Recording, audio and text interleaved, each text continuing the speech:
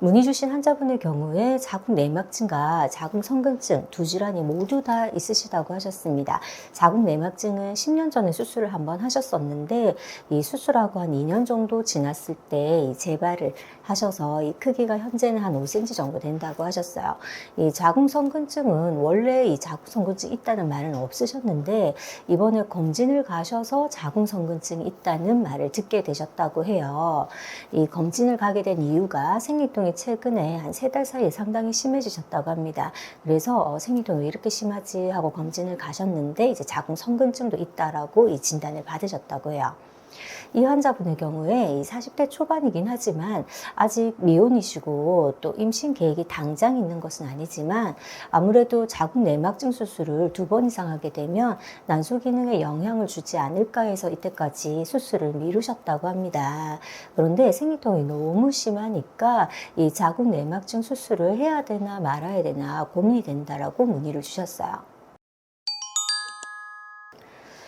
이 자궁 내막증과 자궁 성근증의 경우에는 아까 문의 주신 환자분들처럼 동시에 발생하는 경우 굉장히 많습니다. 이 자궁 내막증, 자궁 성근증 기원 자체가 이 자궁 내막이 정상 위치를 벗어나서 난소에 붙으면 자궁 내막증이 되고 자궁 근육으로 파고들면 이 자궁 성근증이 되는데요. 이 두 가지 질환이 사실 경계가 딱 이렇게 명확하지가 않기 때문에 두 질환이 동시에 생기는 경우가 많습니다. 이 대표적인 이 증상은 바로 생리통인데 자궁 내막증이 있는 분들의 경우에는 이 생리통이 두드러지지 않는 경우도 많아요. 하지만 자궁 성근증 환자분들의 경우에는 생리통을 좀 많이 호소하는 경우들이 있죠. 이 생리통이 주로 자궁 내막에서 분비되는 이 프로스타글란딘 호르몬의 영향으로 자궁 수축이 심해지면서 주로 발생하죠. 이 자궁 근처에 내막 조직이 주로 많이 붙어 있으면 생리통, 통증이 심해집니다. 이 자궁은 혈관이 굉장히 많은 장기이기 때문에 또 혈관이 많으면 이 내막 조직이나 혹 이런 것들도 커지기가 쉬워요. 왜냐하면 이 혈류를 통해서 영양 공급을 받기 때문입니다. 이 자궁 내막증이 자궁 주변부 유착 또 자궁 주변부 내막 조직이 많이 얽히지 않았을 이 초기 단계 이 난소 주변에만 내막증이 보일 때라면 생리통이 그다지 심하지 않을 때가 있습니다.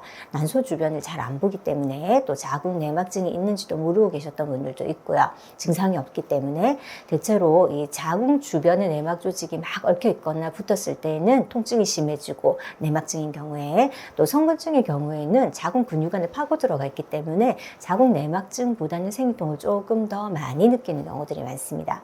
문의 주신 환자분의 경우에는 초음파상으로는 자궁 내막증도 물론 사이즈가 적지는 않았지만 이 성근증의 크기가 상당히 커져 있었어요. 자궁 후굴이 되어 있을 경우에는 성근증이 뒷벽으로 처지는 경우들이 많아서 자궁 부피가 커져 있는 경우가 많습니다.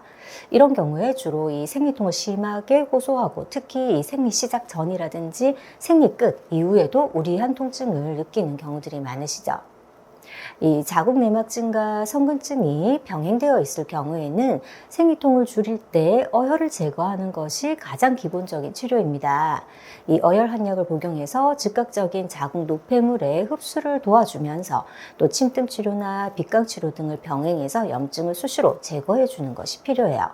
특히 이 침뜸 치료의 경우에는 자궁 혈류량을 정상화하는 역할이 크기 때문에 이런 질환들을 이 자궁 내막증이라든지 혹은 성근증을 이 질환을 호소하시는 분들에 따라서는 필요에 의해서 주 2회 정도의 온열 치료를 생리주기 3주기 이상 병행하는 것을 권해드리기도 합니다.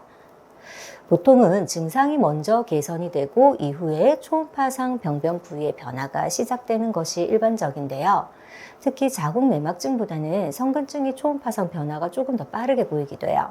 그 이유는 자궁 혈류량의 영향을 받는 질환이기 때문에 자궁에 가까운 부위일수록 크기 변화가 조금 더 빠르게 나타나기 때문입니다. 두 가지 질환이 있을 때 생리통의 양상 원인을 정확하게 파악하기 위해서는 1차적으로는 초음파 검사, 이 스크리닝 검사가 필요하고 2차로 이 혈액 검사, 이후에 필요에 따라서 추가적으로 영상 검사 등을 병행하실 수 있겠습니다.